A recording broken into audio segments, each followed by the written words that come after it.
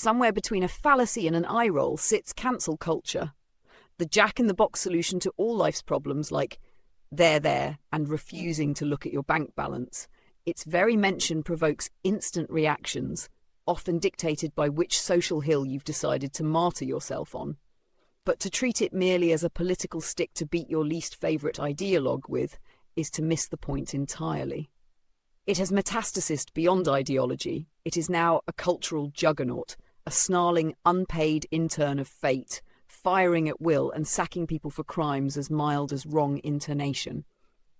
To understand it, one must indulge the horrifying pastime of listening to what people think, even the sort whose thoughts sound like the internal monologue of a cheese sandwich, for in these increasingly polarised times, ignoring the barking lunatics only encourages them to form choirs. Once a noble idea, this movement was meant to usher in the age of accountability, but much like a flatulent horse at a christening, it made its presence known in all the wrong ways. What began as an overdue reckoning for the Me Too movement soon devolved into an overzealous witch hunt. Meanwhile, culture itself went through what can only be described as a badly staged intervention. Beloved franchises, once as dependable as off milk, were gutted, reassembled, and stuffed with representation like a diversity-flavoured sausage. Doctor Who, whose regeneration into a woman should have felt monumental, I had suggested such a move after David Tennant's departure, instead felt like the BBC was trying too hard to be a cool dad, whilst completely missing the point. Ghostbusters followed suit, remade with an all-female cast as if feminism were a genre and comedy its unwilling hostage. The backlash wasn't just from traditionalists weaned on test card nostalgia. It came from everyone who noticed that plot lines had become Trojan horses for sermons, and actors now spoke as if reading out diversity policy between scenes.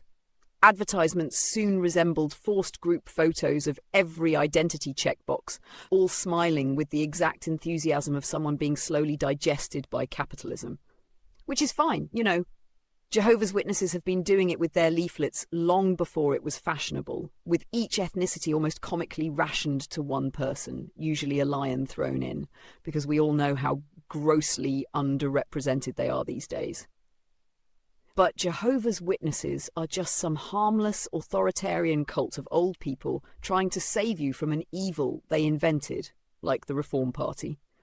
And then, of course, came the backlash to the backlash. In America, the acronym DEI is now met with the same warm welcome that glitter gets at a crime scene.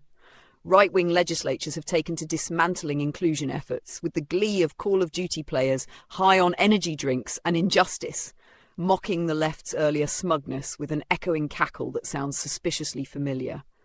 Cancel culture, once used to mock the stodgy defenders of old norms, now finds itself mocked by the new custodians of conservative outrage. It's a mirror fight, each side shouting tyrant at their own reflections.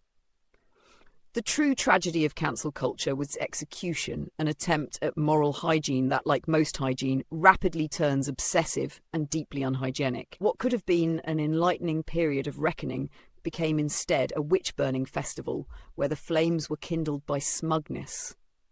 Had the left spent less time basking in the schadenfreude of their opponents' public downfalls and more time educating with empathy, we might not now be in the middle of this endless pendulum swing, each arc hitting us squarely in the reason. And what is the pendulum swing, if not society's favourite tantrum? It is the eternal back-and-forth motion of public opinion. When one extreme becomes unbearable, we hurl ourselves into the arms of the opposite with all the grace of a cat reacting to a cucumber. It's oscillation with ideological whiplash disguised as progress. But alas, we are where we are, neck-deep in the cultural trenches, hurling slogans like grenades and wondering, as always, who started it. The answer, of course, is yes.